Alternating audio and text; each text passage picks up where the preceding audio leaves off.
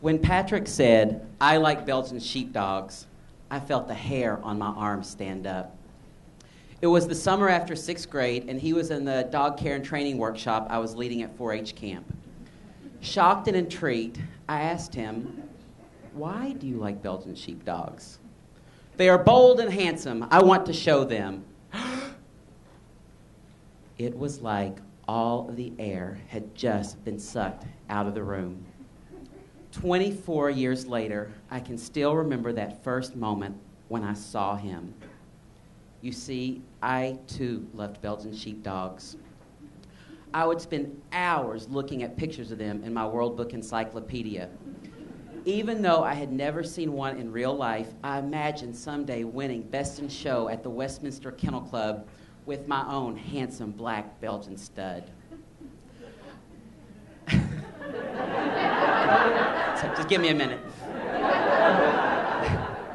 I fantasized about running around the center of Madison Square Garden, dressed in my tuxedo, everyone clapping for me, when the judge, this elder woman in a sequin dress and sensible open-toed shoes, would raise her finger, point at me, and say, "Best in Show."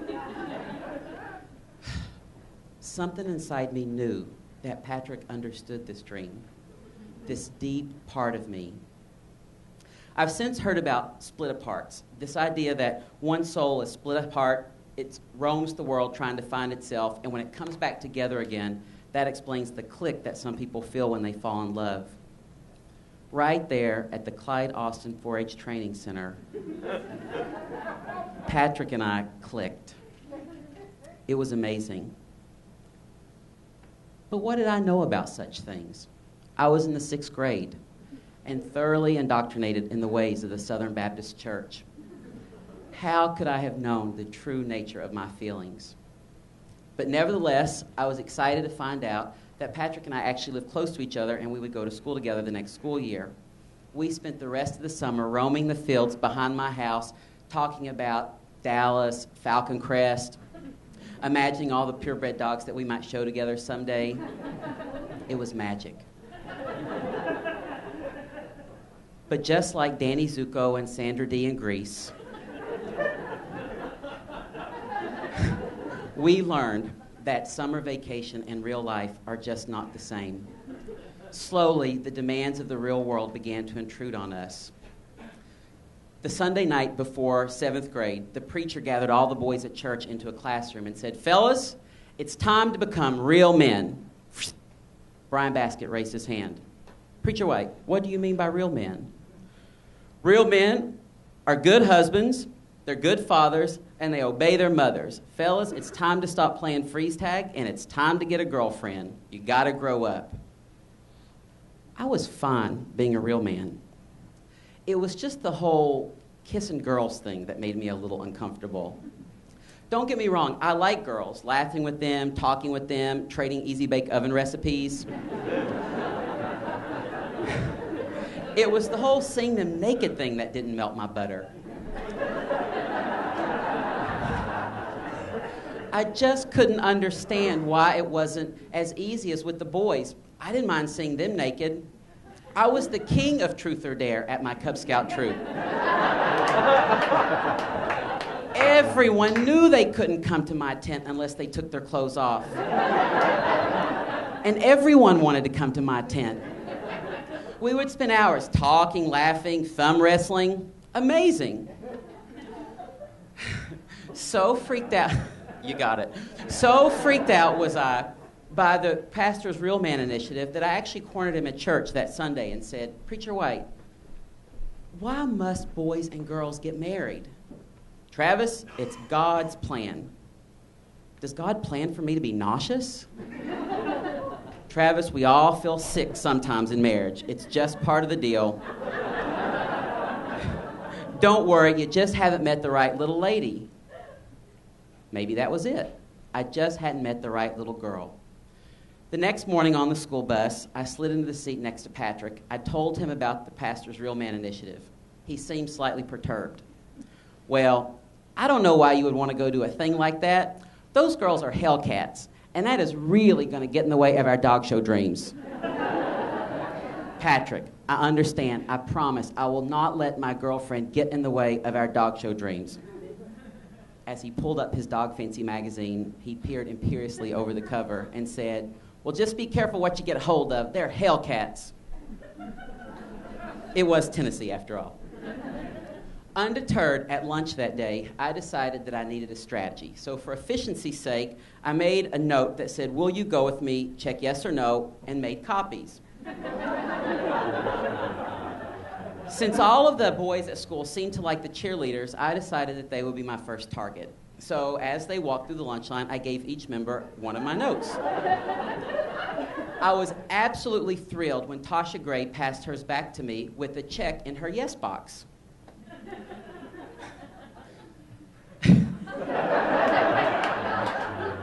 And the first few hours of our relationship were fantastic. I gave her my ice cream, I showed her my math homework, and I promised to make her a sensible snack for our school field trip the next day. And it was on the field trip that things went south. On our way back from the local poultry processing plant, we were sitting in the back of the bus, and all of us kids were talking about how disgusting it smelled, somewhere between puke and poop. That's when my little girlfriend said, hey, if you thought that was bad, you should smell this. She proceeded to let out the most disgusting bun shaker you have ever smelled in your life. I was absolutely mortified. Before my father left, he had really bad gas too. And my mom always said that no man who loved his family would make them suffer like that. I hated living with my dad's gas, and by God, I was not living with Tasha's. That's why when the school bus pulled back into the parking lot, I pulled her aside and said, Tasha, I don't think this is going to work for me. Without skipping a beat, she reared back, let out the most enormous belch you have ever heard in your life, and said, if you can't stand the heat, get out of the kitchen. Right then and there, I knew that dating redneck preteens in East Tennessee was not for the faint of heart. Dejected, I slid onto the school bus that afternoon. Patrick walked on and said, my God, son, what got a hold of you? My heart is broken. Those blondes, they'll do it to you every time. Maybe he was right. I had just picked the wrong girl. That's why the next day I decided that I would set my sights on Stephanie Johnson, the only redhead at school. She was everything that my little cheerleader wasn't. She was a member of the basketball team, she was taller than me, and she was handsome in that Miss Jane Hathaway sort of way. I was thrilled when she said she would go with me, but only on the condition that we wouldn't hold hands and we would never have to do any of that kissing stuff. The first day of our relationship was amazing. Until recess. She was shooting layups, I was keeping score, and one of the little boys ran by and said, hey, Ginger, does the carpet match the drapes? Before I could understand what happened, Stephanie grabbed her crotch, flipped a bird, and said, red on the head, fire in the hole.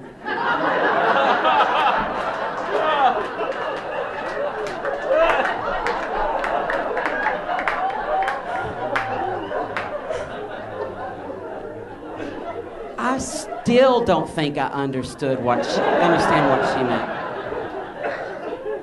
But it was clear to me that Stephanie did not need me to take care of her. Let's be honest. She was a little more manly than I was. Finally, on Friday night, Patrick and I were laying in bed next to each other at our weekly sleepover. And I confessed to him that this real man thing just wasn't working for me. I was just having a hard time.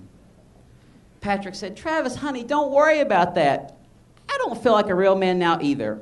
Mom explained it to me. She said, God does not want us to commit any big sins or get girls pregnant. It would stand in the way of our path.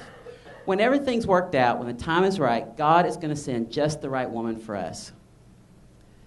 After my traumatic week of dating Tasha and Stephanie, I kind of liked the way Patrick was thinking about this. So I decided that maybe I would give the Real Men thing a break. It was really cutting in with my dog show time with Patrick.